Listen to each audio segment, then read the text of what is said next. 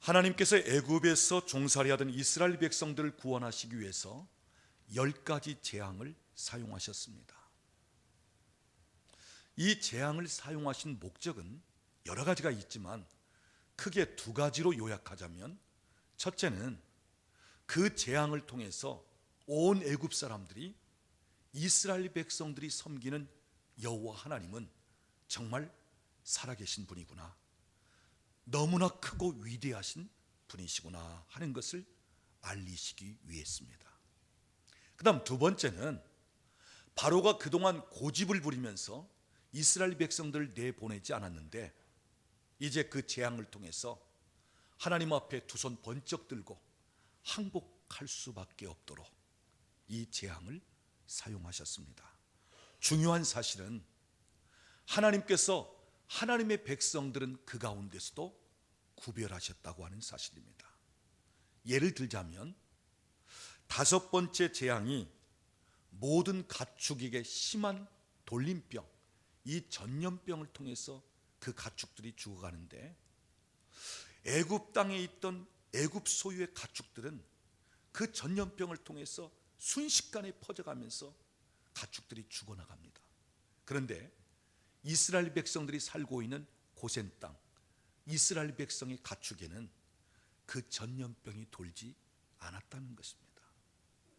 그리고 일곱 번째 재앙은 우박 재앙인데, 온 애굽 전역에 우박이 쏟아지는데 그냥 작은 우박 덩어리가 아닙니다. 나뭇가지가 찢겨질 정도의 큰 우박들이 애굽 전 지역에 떨어지는 것입니다.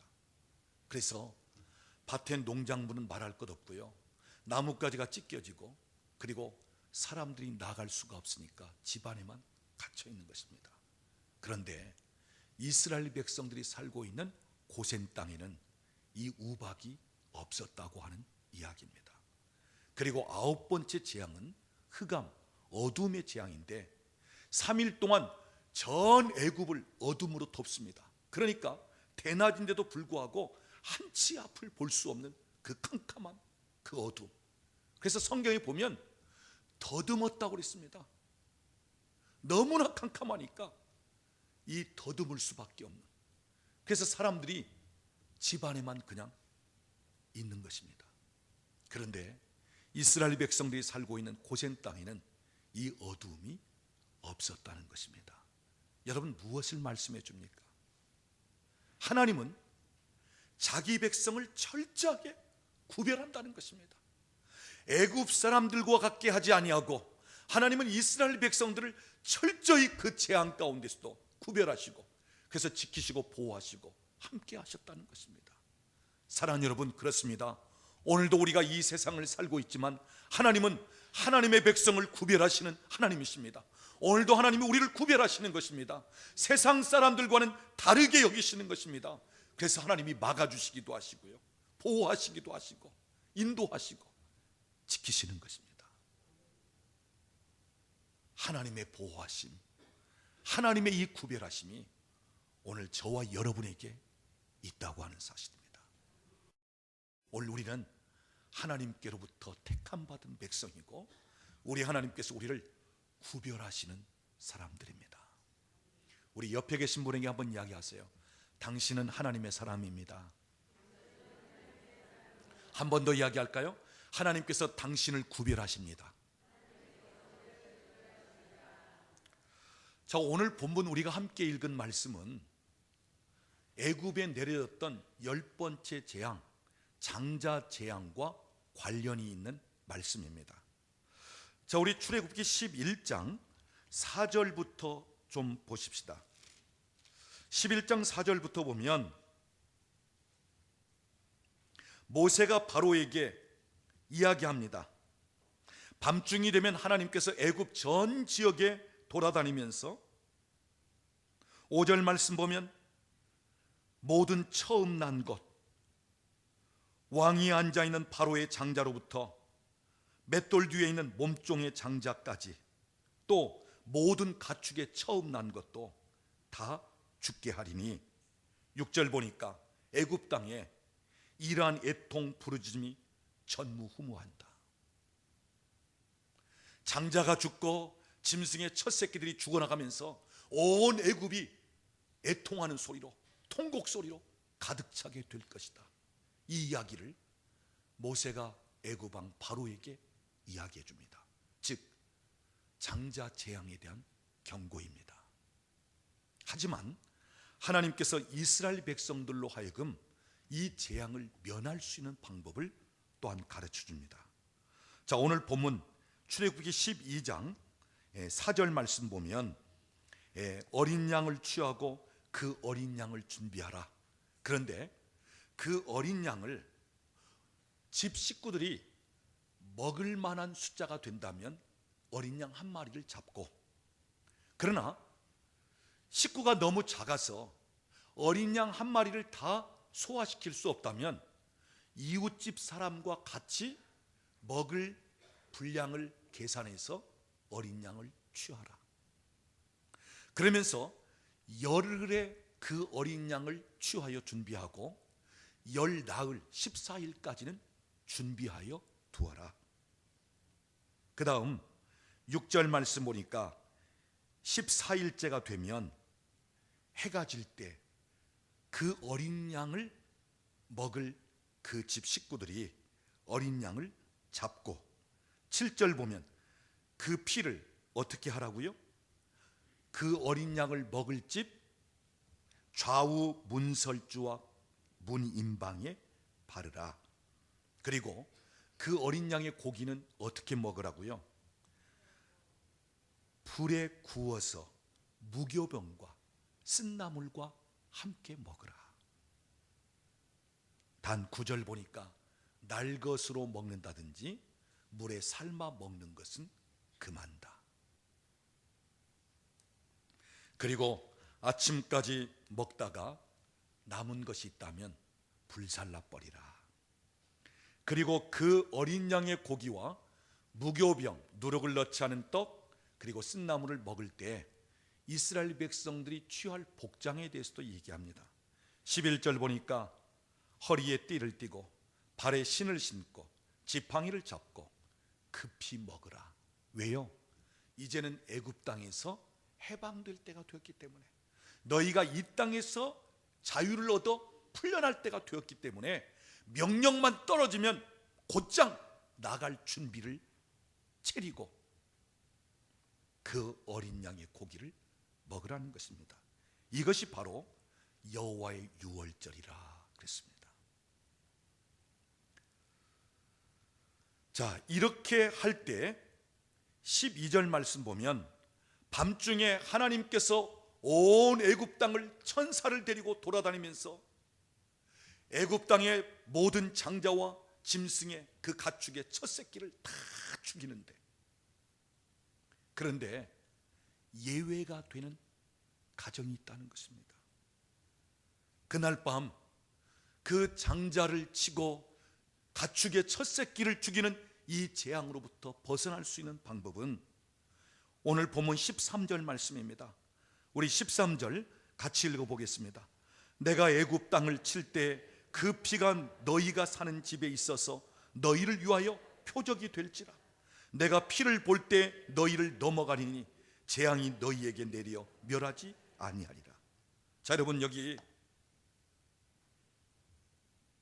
무엇을 볼 때 장자를 치고 가축의 첫 새끼를 치는 그 죽음의 재앙이 넘어간다고요? 피를 볼 때, 어린 양의 피를 볼 때, 장자를 죽이고 가축의 첫 새끼를 죽이는 그 죽음의 재앙이 넘어간다.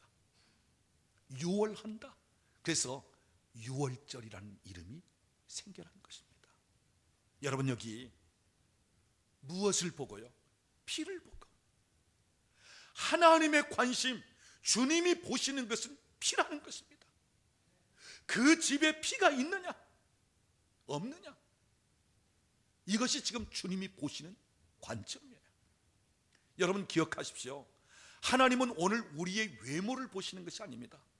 하나님은 오늘 나의 됨됨이를 보는 것이 아닙니다. 하나님은 내가 얼마나 잘 살고 얼마나 비싼 자동차를 타고 얼마나 좋은 집에 사는가, 그것을 보는 것이 아닙니다. 얼마나 능력 있고 얼마나 학식을 가지고 있느냐, 그것을 보는 것도 아닙니다. 하나님은 오늘 내가 얼마나 아름답고 얼마나 잘생겼느냐, 거기에도 관심이 없습니다. 오늘 하나님이 보시는 것은 피입니다. 피가 있느냐 없느냐, 주님은 바로 그것을 보시는 것입니다. 피가 있으면 죽음의 재앙이 넘어갑니다. 그러나 피가 없으면 장자도 가축의 채석기도 죽는 것입니다. 여러분, 여호수아를 통해서 가나안 땅에 전쟁을 하게 되는데 가장 먼저 싸워야 할 성읍은 여리고 성읍이었습니다. 자, 여리고 전쟁을 앞두고 여호수아가 두 사람 정탐꾼을 그 여리고성에 들여보냅니다. 그런데 여리고 경찰에게 그만 발각이 되죠. 그래서 이 두 사람이 도망을 갑니다. 그러다가 기생 라합의 집에 숨어 들어갑니다. 라합이 그 두 사람 이스라엘에게서 파송된 정탐꾼인 줄 알아보았습니다. 그런데 이 두 사람을 숨겨줍니다. 그리고 하는 말, 너희가 강 저편에 있을 때, 요단강 저편에 있을 때부터 너희가 섬기는 여호와 하나님에 대해서 내가 들은 바가 있다. 너희 하나님은 정말 크고 위대하신 하나님이다. 아모리 왕 시온 그 큰 대제국을 물리칠 정도로 그런 능력 있는 하나님이라는 것을 내가 들었다. 그러면서 내가 당신들을 살려주었으니 당신들이 우리 성읍을 무너뜨릴 때 나에 대해서도 살려줘야 되지 않겠느냐 하면서 약조를 하라는 것입니다. 그럴 때 어떤 약속을 하죠? 당신의 집 창문에 붉은 줄을 매달아 두시오. 그러면 우리가 여리고성을 정복할 때 창문에 붉은 줄이 매달린 집은 해치지 않겠습니다. 구원하겠습니다. 그것으로 약속을 합니다. 자, 나중에 여리고성을 돌게 되고 여리고성이 무너졌습니다. 이스라엘 군대가 그 무너진 여리고성을 정복합니다. 모든 사람을 다 죽입니다. 모든 물건들을 하나도 취하지 않고 다 그냥 진멸시킵니다. 자, 그때 여호수아가 어떤 명령을 내렸겠습니까? 너희가 여리고성을 공격하는 데 있어서 창문에 붉은 줄이 매달린 집을 찾아라. 그 집은 너희가 건드리지 마라. 그 집에 있는 사람들은 죽이지 마라. 그래서 여리고성을 정복할 때 그 군인들은 창문에 붉은 줄이 매달려 있는가, 그 표시를 보았다고 하는 사실이에요. 유월절 어린 양의 피가 그 집 문설주 문인방에 발라 있을 때 그 피를 보고는 죽음의 재앙이 넘어간 것처럼 다 진멸되고 죽어야 할 여리고성에서 붉은 줄, 예수 그리스도의 보혈을 상징하는 바로 그 집은 구원을 받게 되었다고 하는 사실입니다. 여러분, 우리가 요한계시록을 보면요, 하나님은 하나님의 백성들을 표시하는 게 있고 사탄은 자기에게 속한 자들을 표시하는 방법이 있어요. 자, 요한계시록 13장 14장에 나오는데 14장 1절을 보면 어린 양 되신 예수님께서 자기에게 속한 사람들을 구별하기 위해서 어떻게 하십니까? 그의 이마에 인을 치고 이마에 어린 양의 이름을 새깁니다. 그래서 보면 아, 내게 속한 자, 식별을 하게끔 하는 것입니다. 그러니까 사탄도 어떻게 하죠? 사람의 이마와 오른손에 짐승의 표를 거기에 새기는 것입니다. 그래서 흔히 666 하면서 바코드나 이런 면이 짐승의 표가 아니냐 이런 이야기들이 있는데, 자, 여러분, 중요한 사실은 하나님께서 그 사람의 이마에 하나님이 알아볼 수 있는 자기 사람들의 표시를 한다, 그 말씀이에요. 사탄도 짐승과 그 우상에게 경배하는 자들에게 오른손이나 이마에 짐승의 표를 새겨서 알아볼 수 있도록 한다, 그 말이에요. 중요한 사실은 우리의 이마에 예수님의 이름이 기록되었다, 우리 이마에 성령의 인치심이 있다, 도장을 찍었다, 이것은 곧 무엇을 말합니까? 예수님의 피를 발랐다는 것입니다. 우리가 계시록 19장 13절 말씀 보면 사도 요한이 하늘이 열리면서 백마를 타신 어린 양을 보는데 그분은 눈은 불꽃 같고 면류관을 썼고 그리고 피로 된 옷을 입었다 그랬어요. 주님이 피의 옷을 입으십니다. 오늘 우리에게도 그의 흘리신 보혈의 옷을 입히시는 것입니다. 그래서 우리가 똑같은 세상 사람이나 다를 바 없이 죄를 지은 사람일지라도 하나님 앞에는 그 피의 옷이 보여지지 우리의 죄가 보여지지 않도록, 그래서 우리를 통과시키고 우리를 의롭다 인쳐 주시는 것입니다. 중요한 사실은 주님이 보실 때 피가 있느냐 하는 것입니다. 내게 예수의 피가 있느냐, 내게 예수가 있느냐 하는 말입니다. 예수의 피는 곧 예수님 자신, 예수님 생명을 이야기하는 것입니다. 그 피가 있느냐, 피를 찾는 것입니다. 그 피의 표적을 보는 것입니다. 그럴 때 피가 있는 자는 살게 되지만 피가 없는 자는 죽게 된다고 하는 사실입니다. 저는 가끔 외국에 나가면서 우리나라 인천공항을 통과할 때 줄을 쭉 서기보다는 좀 빨리 통과하려고 이 자동 그 출입 통로에 지문 인식을 시켜 놓았어요. 그래서 공항에 가면 여권을 이제 대고 그 다음에 오른쪽 이 검지 손가락을 딱 되면 문이 저절로 열리면서 통과가 되죠. 왜요? 제 지문이 인식이 되어 있기 때문에 그냥 줄 설 것이 아니라 그냥 자동 통로로 나가는 것입니다. 여러분, 저는 그때마다 그런 생각을 해봐요.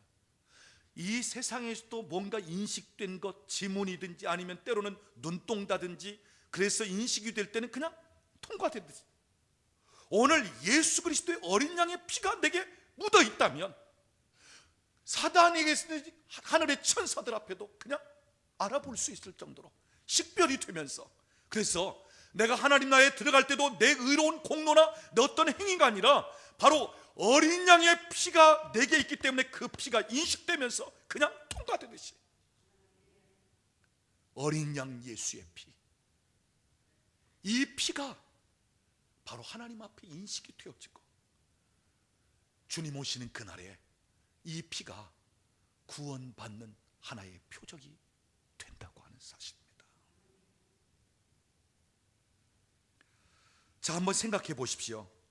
장자 재앙이 임하던 그날 밤 애굽 전역에 하나님이 천사들을 대동하면서 이제 피가 없는 그 집의 장자와 가축의 첫 새끼 다 죽입니다.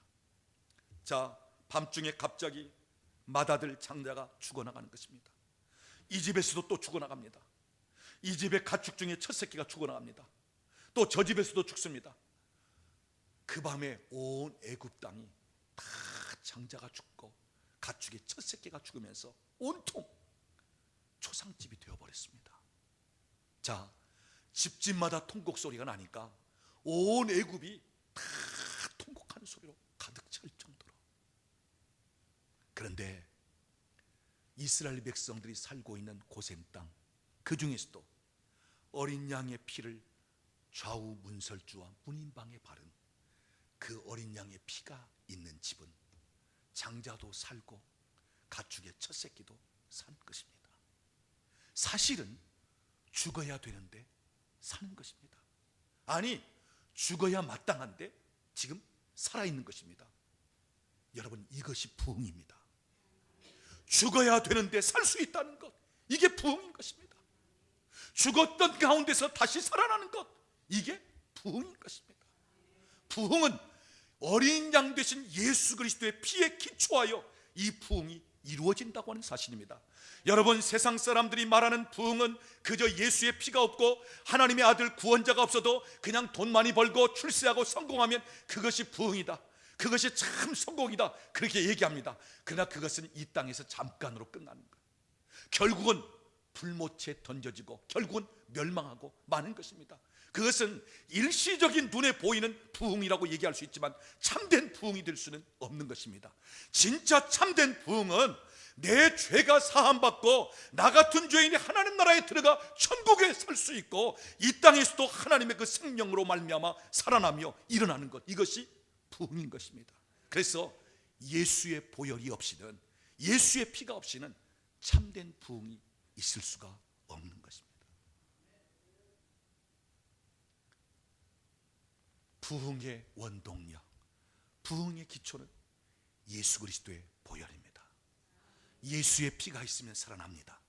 예수의 피가 있으면 저주가 축복으로 바뀌어지고, 예수의 피가 하나님과 원수된 상태에서 하나님과 화목해 되어지는 것으로 바뀌어지고, 예수의 피가 있으면 우리의 상처와 우리의 질병들이 치유가 되어지고, 예수의 피의 능력 앞에서는 멀어졌던 관계가 회복되어지고, 예수의 피가 있으면 하나님 보좌로 들어가는 새롭고 산 길이 열려서 하나님과의 깊은 교제가 이루어지고 그 앞에 담대히 나갈 수 있게 되어지는 것입니다. 사랑하는 여러분, 오늘 하나님은 다른 무엇을 보시기보다 예수 그리스도의 피, 어린 양 되신 예수의 피가 있는가 없는가, 이것을 보시는 것입니다. 우리가 구약의 성경을 읽다가 가장 어렵고 힘든 부분이 레위기입니다. 왜냐하면 딱딱한 제사에 관한 내용들이 쭉 기록되어 있어요. 그런데 이 구약의 레위기를 해석해주는 책이 신약의 히브리서입니다. 그래서 구약의 레위기는 신약의 히브리서가 해석을 하고 있어요.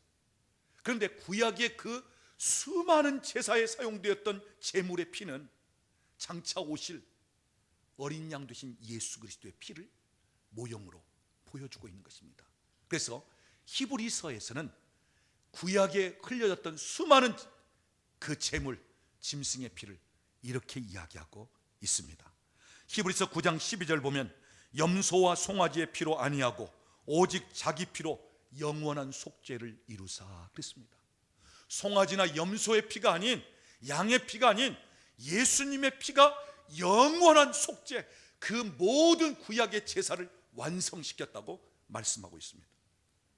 히브리서 9장 22절을 보면 모든 물건이 피로써 정결케 되나니 피 흘림이 없은즉 사함도 없느니라. 예수의 피가 아니라면 절대 죄사함이 없다는 것입니다. 히브리서 9장 26절을 보면 이제 자기를 단번에 제사로 드려 죄를 없게 하시려고 세상 끝에 나타나시니라. 예수님이 이 땅에 왜 오셨습니까? 죄를 없이 하려고. 그러면 그 사람에게 지은 죄가 없기 때문에 없는 것입니까? 아니요, 죄가 있더라도 예수의 피로 그 죄를 씻음으로 말미암아 그 죄 문제를 해결하기 위해서 예수님이 이 땅에 오셨다는 것입니다. 그래서 예수님은 오늘 예루살렘 성에 입성하시면서 이제 예루살렘에 들어가시고 이번 주간 목요일 밤에 제자들과 함께 겟세마네 동산에 들어가셔서 밤새도록 기도하십니다. 아버지여, 할만하시거든 이 잔을 내게서 지나가게 하옵소서. 그러나 나의 원대로 마옵시고 아버지의 뜻대로 하시옵소서. 예수님의 기도는 아버지 뜻에 자기를 복종시키는 기도였습니다. 아버지의 뜻이라면 내가 십자가에 쓴 잔이라도 마시겠나이다 하는 순종하는 기도였습니다. 그리고 새벽이 되면서 유대 병정들에게 붙잡힙니다. 그리고 헤롯 궁전, 빌라도 관저에 끌려다니면서 신문을 당하시고 금요일 오전 9시에 이제 갈보리 언덕으로 십자가를 짊어진 채 끌려가시고 9시에 십자가에 달리십니다. 낮 12시가 되면서 갑자기 하늘이 어두워지고 성경에 보면 막 무덤들이 열리면서 그리고 오후 3시가 되면서 예수님이 운명하십니다. 아버지여, 내 영혼을 아버지 손에 부탁하나이다. 중요한 사실은 예수님의 그 사형을 집행했던 총책임자 로마의 백부장이 그 모든 광경을 지켜보고는 그야말로 이분은 하나님의 아들이었도다. 이것은 예수님 제자들의 증언이 아닙니다. 예수님과 친밀한 관계에 있는 사람의 증언이 아닙니다. 예수님의 사형을 집행하는 총책임자 로마 군인 백부장의 증언입니다. 내가 그분이 십자가에 달려 돌아가는 이 모든 광경을 보고 나니 그분이야말로 참 하나님의 아들이도다.